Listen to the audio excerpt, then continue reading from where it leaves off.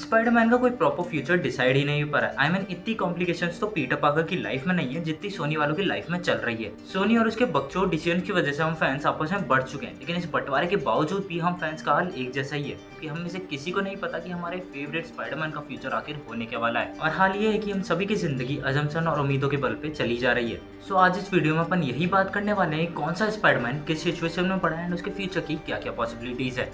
और इसके साथ में हम ये भी बात करेंगे कि एंड्रू और टोबी अपने अपने यूनिवर्स में हमें वापस से दिख पाएंगे या फिर हम सिर्फ एक झूठी उम्मीद में ही जिए जा रहे हैं कि शायद हमारे सभी पुराने स्पाइडरमैन अपनी अपनी मूवीज के साथ में वापस से कमबैक करते हुए नजर आए, चाहे आप बात कर लो टोबी के स्पाइडरमैन की या एंड्रू के अमेजिंग स्पाइडरमैन की। तो चलो आज यही बात कर लेते हैं किस तरीके से पॉसिबल एंड सोनी वाले किस तरीके से अपने सो कॉल्ड स्पाइडरमैन यूनिवर्स के अंदर आखिरकार एक स्पाइडरमैन की एंट्री करवा सकते हैं। तो अगर आप कुछ भी मिस नहीं करना चाहते तो जहाँ हूँ वहीं रुक जाओ मेरे यार।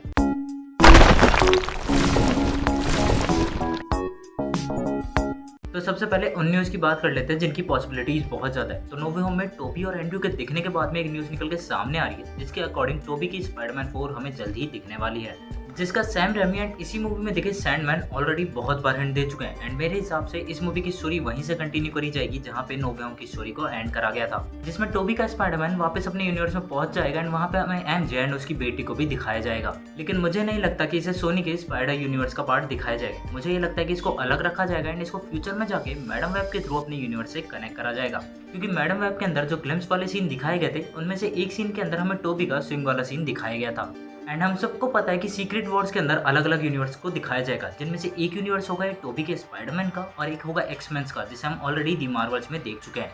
और मेरे हिसाब से टोबी के स्पाइडरमैन को एल्सवर्ल्ड में रखा जाएगा, जैसे कि डीसी वालों ने रॉबर्ट पैटिंसन के बैटमैन को रखा हुआ है। और वहीं बात करें एंड्रू के दी अमेजिंग स्पाइडरमैन की, तो भाई उसका अलग ही लेवल पे वेट हो रहा है, क्योंकि नो वे होम में एंड्रू की परफॉर्मेंस देखने के बाद में लोग बस यही कह रहे हैं कि हमें अमेजिंग स्पाइडरमैन 3 कब देखने को मिलेगी। तो कुछ रूमर्स निकल के सामने आ रहे हैं जिसके अकॉर्डिंग हमें ये कहा जा रहा है कि सोनी का जो स्पाइडरमैन यूनिवर्स है उसके अंदर हमें एंड्रू का ही स्पाइडरमैन दिखाया जाएगा।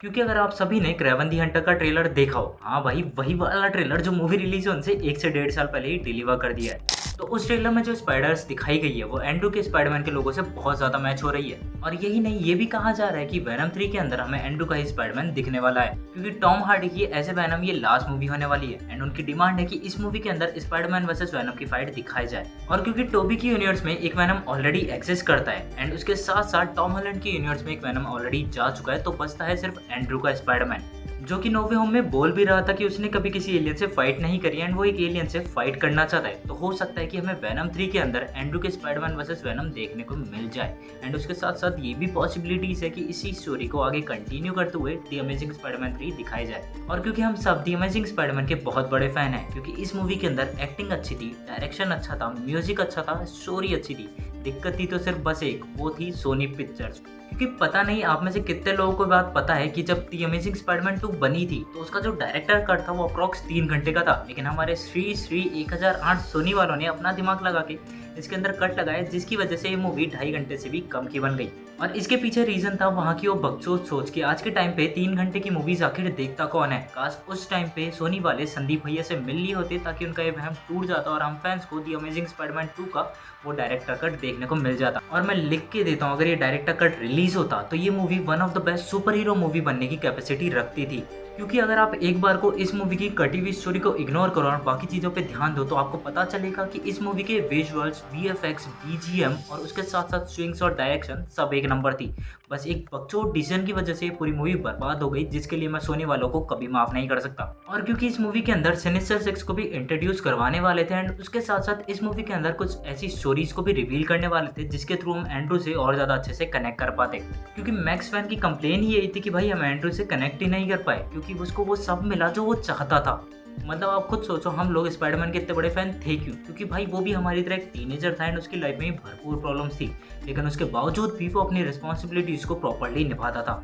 और वहीं एंड्रू को हमने कभी किसी प्रॉब्लम में देखा ही नहीं, मतलब उसे ग्वेन चाहिए थी, ग्वेन मिल गई। वो स्कूल में कभी बुली नहीं हुआ, फ्लैश की तो उसके आगे कभी चली ही नहीं। और सबसे इंपॉर्टेंट भाई साहब, वो गरीब तो कभी मुझे लगा ही नहीं, क्योंकि स्कूल के अंदर वो स्केटबोर्ड ले जाके लड़के इंप्रेस कर रहा है। और अगर हम फैंस को इस मूवी की 45 मिनट की क्लिप देखने को मिल जाती तो शायद हम सारी चीज़ों को थोड़ा अच्छे से समझ पाते। और सबसे ज़्यादा इंपॉर्टेंट, इस 45 मिनट की क्लिप के अंदर हमें दी अमेजिंग स्पाइडरमैन यूनिवर्स की एमजे भी देखने को मिल जाती, जिसका रोल सेलेनी वुडली प्ले करने वाली थी, जिनको देख के मैं तो एक ही चीज़ बोलूंगा, ओह गॉड, एक बार दिला दे। एंड मैंने इनकी बहुत सारी मूवीज़ ऑलरेडी देखी हैं एंड मुझे पता है कितनी बेहतरीन एक्ट्रेस हैं एंड ये एमजे के रोल को परफेक्टली प्ले भी करती है। लेकिन कीड़े पड़े सोनी वालों को, इनसे हमारी खुशी देखी थोड़ी ना जाती है। बाकी अभी तक जो भी हुआ ठीक है, अब तो देखना ये होगा कि हमें दी अमेजिंग स्पाइडरमैन 3 और टोबी की स्पाइडरमैन 4 कब देखने को मिलेगी, क्योंकि हम फैंस तो थ्योरीज एंड रूमर्स का वेट करते हुए हमारे फेवरेट स्पाइडरमैन की मूवीज़ का बस वेट ही कर सकते हैं। बाकी चलिए इसी के साथ में इस वीडियो को यहीं पे एंड करते हैं एंड आप कौन से स्पाइडरमैन के लिए ज़्यादा एक्साइटेड हो प्लीज़ हमें कमेंट करके ज़रूर बताइएगा। एंड अगर अभी तक आपने हमारे चैनल को सब्सक्राइब नहीं करा है तो ऐसी डेली अपडेट के लिए आप हमारे चैनल को सब्सक्राइब भी कर सकते हैं। बाकी चलिए मिलते हैं अगली वीडियो में दोस्तों। जय हिंद।